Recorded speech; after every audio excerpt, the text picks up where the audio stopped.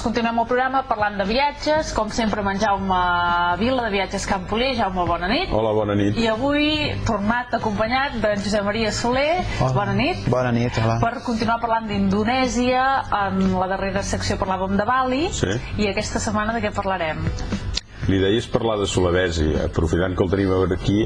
A més, Sulawesi és l'illa on ell viu, és on té la seva oficina, és on actua com a corresponsal per tot Indonèsia, i per tant que l'hagi escollit i que hi porti vivint 10 anys deu voler dir que algú té que ens ha d'explicar.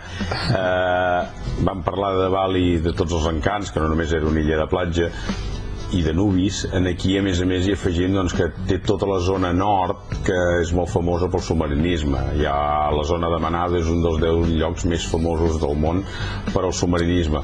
En el nostre país això de Manado encara ens sona una mica lloc desconegut i on deu ser, però en canvi els italians hi tenen molta tirada, i els italians solen estar bastant a l'avantguarda de les coses, i és un molt bon lloc per anar a descobrir. Molt bé, doncs a veure, Josep Maria, què té Sulawesi, que portis 10 anys vivint allà? Bueno, té moltes coses. És una de les illes grans d'Indonèsia, perquè us feu una idea, de punta a punta, de nord a sud, deu haver-hi més de 1.000 quilòmetres de distància. A més, és una illa amb una forma molt rara, una geografia molt accidentada, i Sulawesi, primer de tot, que és una de les illes desconegudes d'Indonèsia, malgrat el seu tamany, i és una illa molt verge. Llavors vol dir que a nivell de selves, paisatges, és molt, molt maca. Tenim la sort que la selva és una de les illes, a més, que el bosc tropical o la selva està bastant cuidada, no està massa feta malbé, i llavors té diversos punts que són molt interessants, començant pel que comentava el Jaume, de la part del nord de Sulawesi, que la ciutat on s'arriba, l'aeroport on s'arriba, per cert molt ben comunicat, a més, a nivell de vol internacional i tot, és la ciutat de Manado.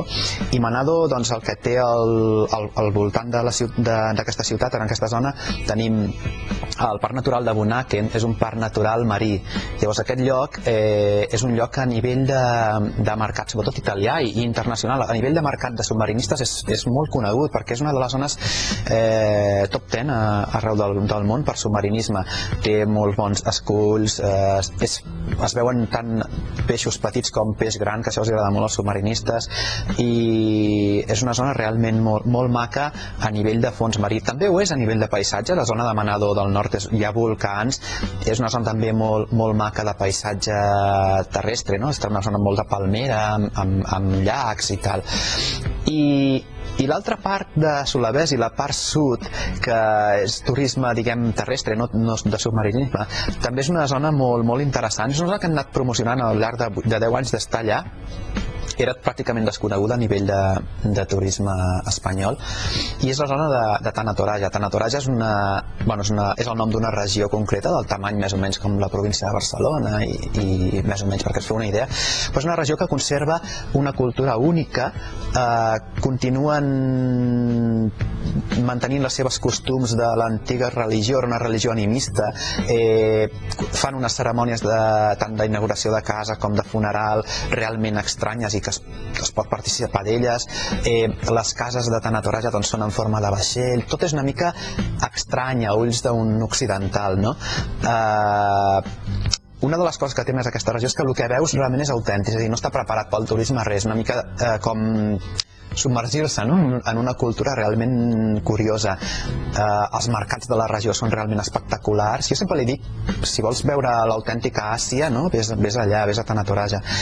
I a part d'això, és una regió que és privilegiada pel paisatge que té. És una regió amb muntanyes, amb selves, boscos de bambú, camps d'arròs. Realment és espectacular. Fa poc la van declarar Patrimoni de la Humanitat, la UNESCO va declarar-la, i és pel paisatge que té, no? Realment és molt maco. Això ens fa que no només acompanyem a la gent a veure esdeveniments culturals o coses curioses, sinó a més proposem caminades per la regió per veure les selves que hi ha, algú de fauna. La fauna de les selves sempre és complicada de veure, però almenys a vegades, si tenim sort, la pots veure, i una mica submergir-se en aquest món únic, no? Jo que sempre quan el client a vegades o el viatger busca un lloc exòtic, garanteixo que Sulawesi ho és molt. I de menjar? Bueno, Sulawesi és Indonèsia. Indonèsia, el menjar és molt bo, el menjar indonesi realment és un menjar, diria que deliciós. És cert que comparat amb una dieta mediterrània no hi ha tanta varietat, no? Perquè està molt basada en els arrossos, els fideus, les verdures i tal, però és un menjar que són saltejats, gairebé tot està fet amb wok, i si t'agrada especialment el puntet o molt, tens les dues opcions de picant, és excel·lent, és un menjar realment bo. I a sobre, Indonèsia, doncs, cada regió té algun tipus de